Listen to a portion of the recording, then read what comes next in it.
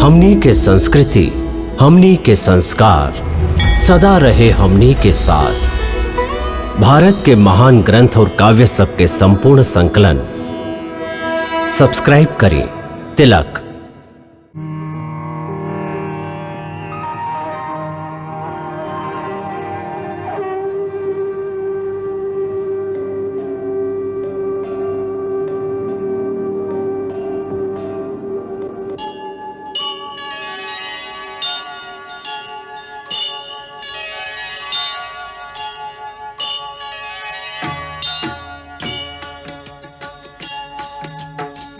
सीताराम चरित अति पावन, मधुर सरस अरु अति मन भावन।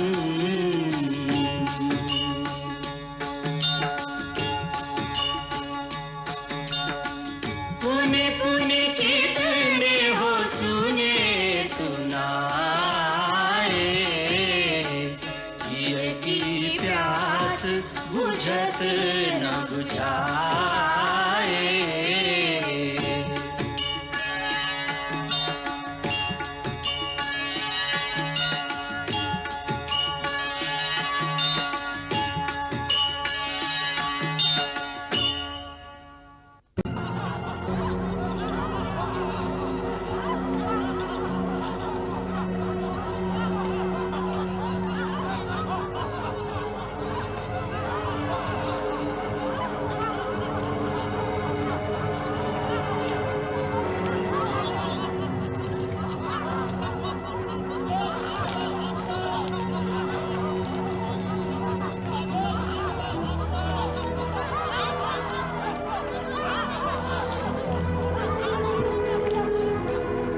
आग लगाओ!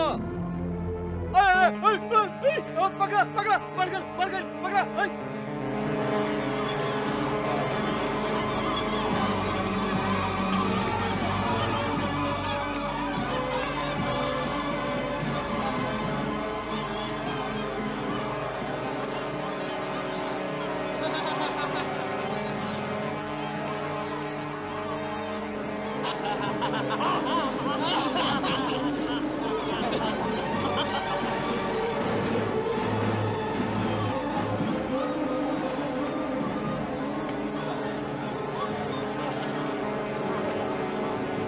कौनो बड़ा मायावी बानर है। जैसे जैसे ओकरा पोंछ पर तेल से भिंजावल कपड़ा बंधात रहे, ओइसे ओइसे ओकर पोंछ लंबा से लंबा होत जात रहे। जितना पूछ लंबा करी उतने आग अधिक फैली, उतने तड़पी। कतना मूर्ख बा। बानर जे ठहरल मूर्खता होई ही। हे अग्निदेव, यदि हम पति के एक निष्ठ सेवा कैले हई, यदि हमार पतिव्रत में कौनो खोट नहीं खे, यदि हमरा में तपस्या अथवा पतिव्रत के इतना बल बा, तो हमार बेटा हनुमान के बदला आप सीता के जराई।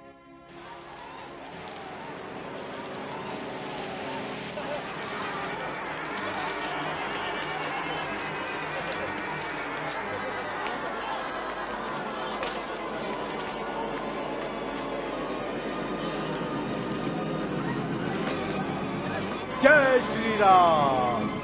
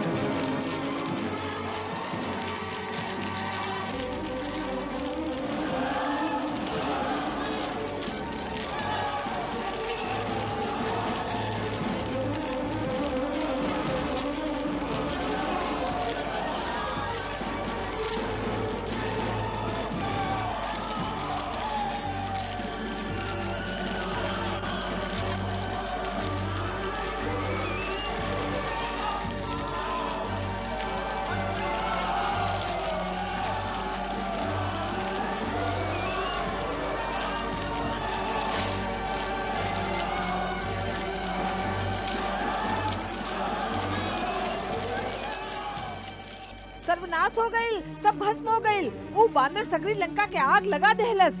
महल मकान सब धू धू करके जल रहल बा। हम लोगन के घर तक आग पहुंच गइल बा। अरे हम लोगन के घर तक भी? अरे भागा, जे सामान बच सकेला बचा ल। सत्यानाश होके तोहारू बानर के।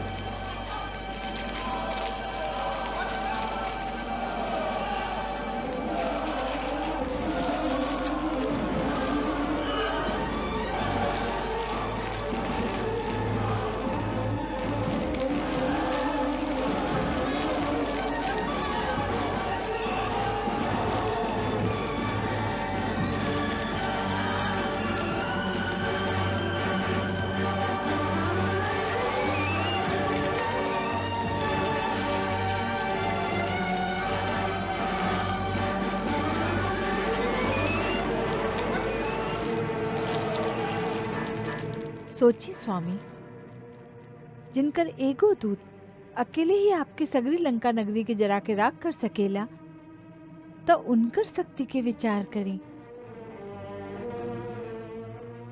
इस सगुन अच्छा नहीं खेनाथ।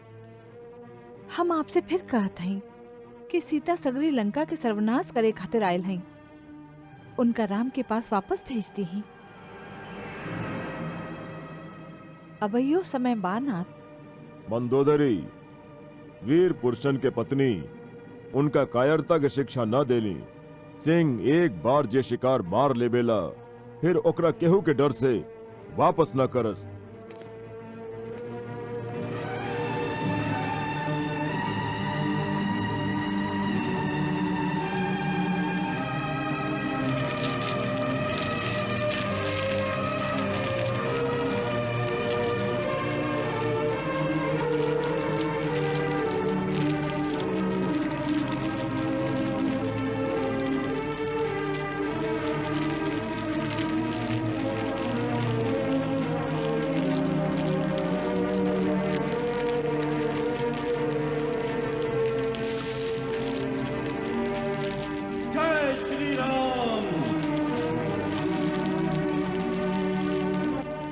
लंकेश्वर विश्वकर्मा द्वारा रचित विशाल स्वर्ण लंका के दहन करके जाए वाला वो बानर न रहे, एगो प्रलय रहे, भारी झंझावात रहे, विनाश के साक्षात स्वरूप रहे, जे लंका के विध्वंस करके चल गई। ये स्पष्ट संकेत बा कि शत्रु प्रबल बा। हम लोग के सावधान हो जाए की चाहिए। लंकेश्वर कबो असावधान न रहस। असावधानी केवल इतना हो गई कि ओह मायावी बानर के हम जीवित छोड़ देली। आप मंत्री लोग के राय पर वो में विशेष मंत्रणा राजा विभीषण जी के रहे महाराज। काहे के विभीषण जी अपन घर जे बचावे चाहत रहन। आप तो ऐसा कहत हई जैसे विभीषण पहले से जानत रहन कि हनुमान लंका में ऐसा उत्पात मचाई। महाराज, विभीषण जी आपके भाई बाड़न, उनका विरुद्ध कुछ कहल त ना जा सके, परंतु विचारणीय बात ई बा महाराज कि महाराज के महल, युवराज इंद्रजीत के भवन, मंत्रीगण प्रहस्त, अकंपन, राक्षस, कुंभ, महामंत्री महापार्श्व, सबके विशाल अट्टालिका आग के लपट में भस्म हो गई और विभीषण जी के भवन पर आंच तक न आयल। मंत्रिमंडल के संदेह निराधार नहीं खे पिताजी। काका विभीषण के हम सबसे अलग थलग गतिविधि देख के हमके तो संदेह होता कि का आपन बाड़न की पराया। तात विभीषण के नस में भी उहे खून दौड़ रहल बा जे तोहरा और लंकेश्वर के शरीर में बा। विचार के थोड़ी कस मतभेद के कारण कब्बो आपन पराया न हो जालन तात। आग के लपट से त अशोक वाटिका में सीता भी बच गईली। सीता के उ वानर रावण खातिर छोड़ गइल बा। उ वानर तक का साक्षात अग्नि देवता भी ऐसन साहस न कर सकस जे रावण के हृदय में स्थान पा चुकल होके ओकर केहू अनिष्ट कर सके। साक्षात अग्निदेव भी एकरा से अधिक और का विनाश कर सकत रहन महाराज। मानो चतुर्मुख ब्रह्मा जी के प्रचंड कोप अथवा भगवान विष्णु के महान तेज वानर के शरीर धारण करके लंका में त्राहि त्राहि मचावे आयल रहे। उस सैनिक छावनी के ध्वस्त कर देलस, शस्त्रागार भस्म कर देलस, सप्त धातु से बनल दुर्ग और चारों ओर सुरक्षा खातिर बनल परकोटा के जरा देलस। क्षमा करब लंकेश, बाकी हमरा विचार में ये सब आपके अनुचित राजहट के कारण भइल है। आज अलकापुरी के मात देवे वाला लंका श्मशान के समान हो गइल बा। घर घर में आर्तनाद गूंज रहल बा, हाहाकार और चित्कार मच रहल बा। कौनो स्त्री के पावे के इच्छा करे में कैसनो बुराई नहीं खे, बाकी एक स्त्री खातिर इतना मूल्य चुकावल बुद्धिमानी ना महाराज। माल्यवान,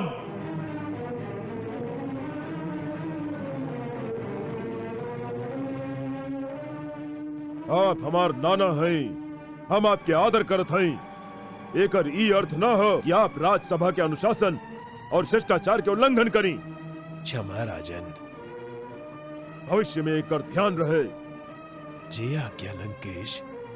इंद्रजीत, विश्वकर्मा के आदेश द लंकापुरी में जे क्षति भइल बा, आग के लपट से जे हानि भइल बा, ओके तुरंत पुनः पहले के समान कर देस। एह काम में एक पल के देरी ना होके के चाहिए। जय आज्ञा पिताजी।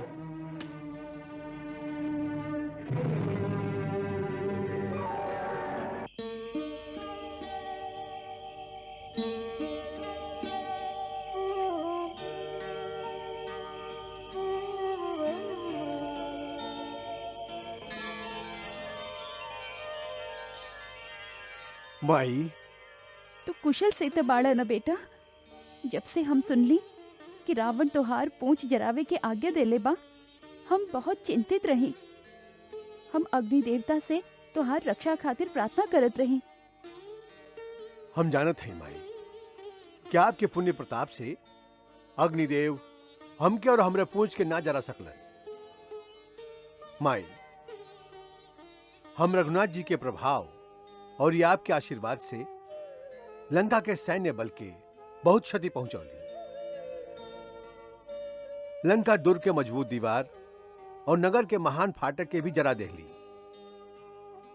जैसे उनका दुर्ग रचना शक्ति विहीन हो जाए और श्री राम के सेना खातिर नगर पर अधिकार कईल सहज हो जाए। काल हम लुका के उनकर अस्त्र भंडार के भी देख ले रही, वो आज विध्वंस करैली। हम तो रावण के ही अंत कर देती, परंतु प्रभु की आज्ञा न रहे। माई, अब आप चिंता मत करें। हमरा से आपके समाचार सुन के श्री राम लंका पर चढ़ाई कर दी है। वहां के साथे रीछ और वानर के स्वामी महाराज सुग्रीव बड़ा शक्तिशाली राजा बाड़न। उनकर सेना लंका के चारों ओरी से घेर ली ही। अब आप रावण के विनाश भइल ही समझी। अब जाए से पहले हम क्या अपन आशीर्वाद दी ही माई। बेटा, प्रभु तुह के बल, शील और गुण के भंडार बना देस। तू अजर होख, अमर होख और सदा श्री रघुनाथ के लाडला रह। आशीष दीन राम प्रिय जाना, हो तात बलशील निधाना, हो तात बलशील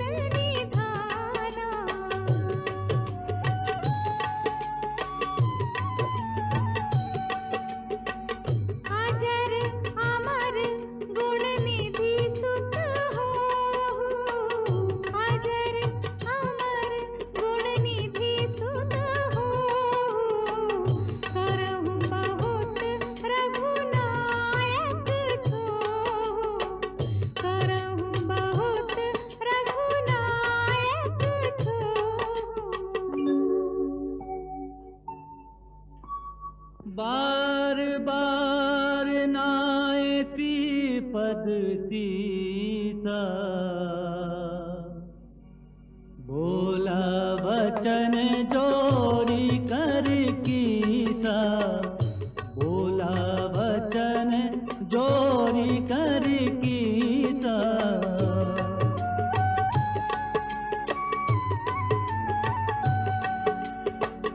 अब कृतकृत्य भयऊ में माता, अब कृतकृत्य भयऊ में माता, आशीष तब अमोघ विख्याता, आशीष तब अमोघ विख्याता।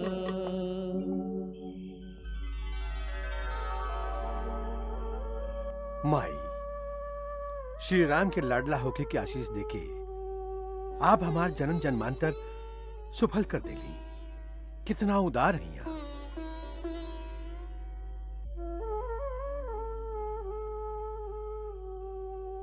माई, अब आप हमके आपन कोनो ऐसा निशानी दीही जैसे अपना प्रभु श्री राम के विश्वास हो जाए कि हम आपके दर्शन के लिए बानी। हमरा लगे ए समय केवल चूड़ामणि बा, यह ले जा। एह के देखते उनके बहुत सारा याद आ जाई। इला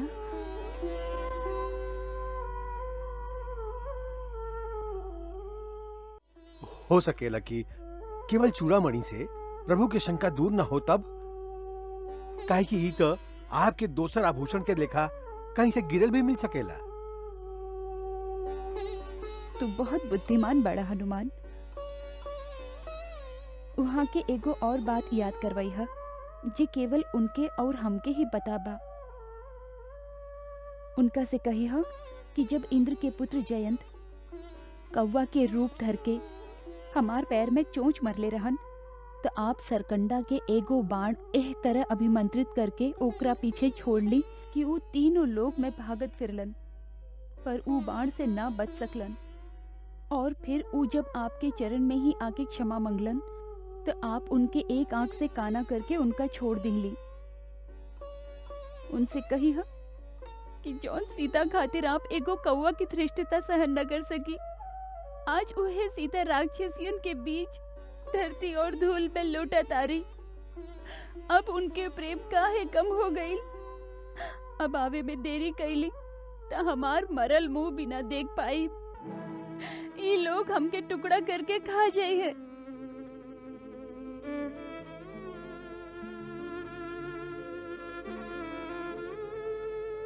माई, आपके श्री राम के सौगंध, आप अपन धीरज मत खोई।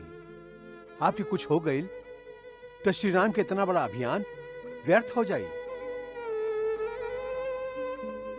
यदि हम उनके आपके सब बात बताए तो वहां के भावुक हो जी हैं। हम जब आवत रही तो वहां के कहले रही कि वैदेही से कहिया कि तोहार और ये हमार प्रेम के तत्व खाली हमार मन जानेला,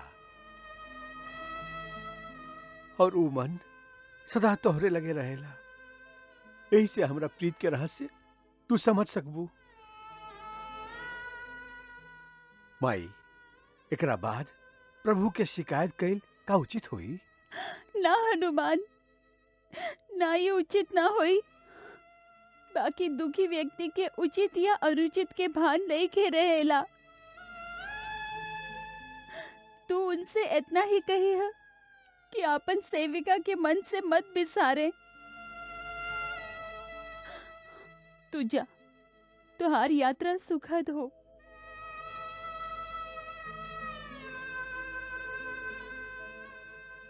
तो के जाए बदे कहत भी हमार मन दुखी हो रहल बा। तोहरा होला से जैसे हमके समुद्र के अंदर एगो किनारा मिल गई रहे।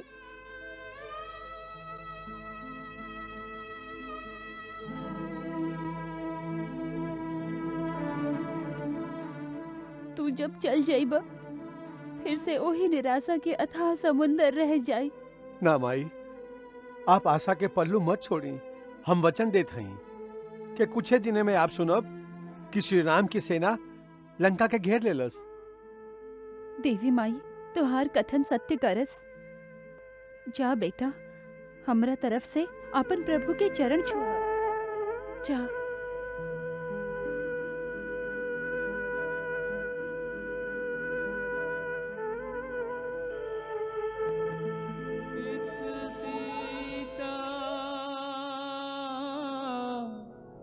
व्याकुल व्यथित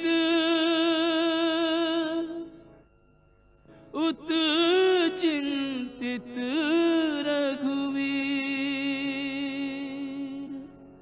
दो हृदयों को बीधता बिरहा का एक तीर, दो हृदयों को बीधता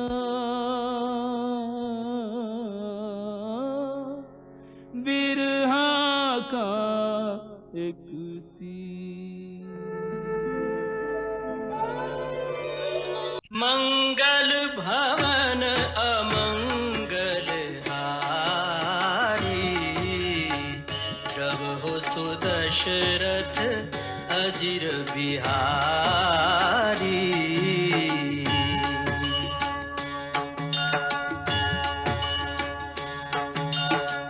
सीताराम चरित अति पावन, मधुर सरस अरु अति मन भावन।